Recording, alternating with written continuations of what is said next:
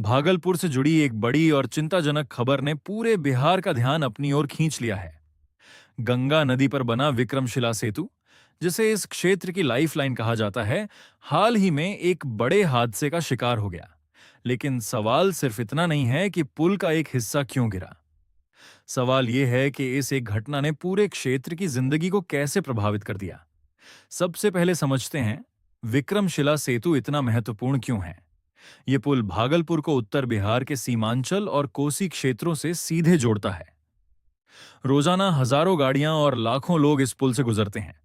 किसानों से लेकर व्यापारियों तक, छात्रों से लेकर मरीजों तक, हर किसी की रोजमर्रा की जिंदगी इस पुल पर निर्भर करती है।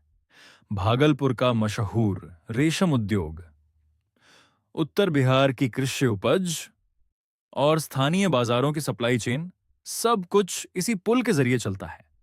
अब बात करते हैं हादसे की।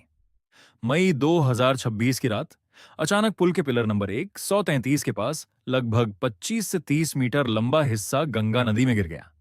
राहत की बात यह रही कि समय रहते ट्रैफिक रोक दिया गया, जिससे कोई बड़ी जनहानि नहीं हुई। लेकिन इसके बाद पूरे पुल को बंद कर दिया गया और यहीं से शुरू हुई असली समस्या।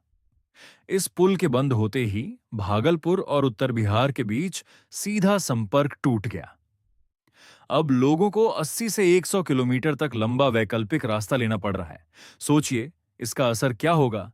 किसान अपनी फसल समय पर बाजार तक नहीं पहुंचा पा रहे, छोटे व्यापारियों की लागत बढ़ गई है, दैनिक मजदूरों की आय प्रभावित हो रही है और आम लोगों के लिए यात्रा महंगी और मुश्किल हो गई है। यह सिर्फ एक पुल का टूटना नहीं है, यह पूरे इलाके की आर्थिक रफ्तार का धीमा पड़ जाना है। अब सबसे बड़ा सवाल, जिम्मेदार कौन। फिलहाल जांच जारी है, लेकिन संभावित कारणों में कई बातें सामने आ रही हैं।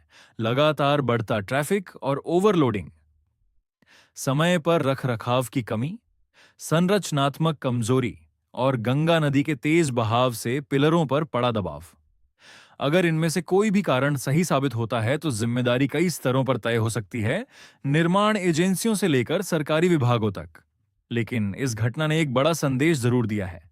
हम केवल पुल बना देने को विकास मान लेते हैं, लेकिन उनका नियमित रखरखाव और निगरानी उतनी ही जरूरी है। आज विक्रमशिला सेतु की हालत हमें यह सोचने पर मजबूर करती है कि क्या हम अपने बुनियादी ढांचे की सही देखभाल कर रहे हैं। और सबसे जरूरी बात, क्या ऐसी घटनाओं को भविष्य में रोका जा सकता है। क्योंकि एक पुल का गिरना सिर्फ कंक्रीट का टूटना नहीं होता, ये लाखों लोगों की जिंदगी पर सीधा असर डालता है।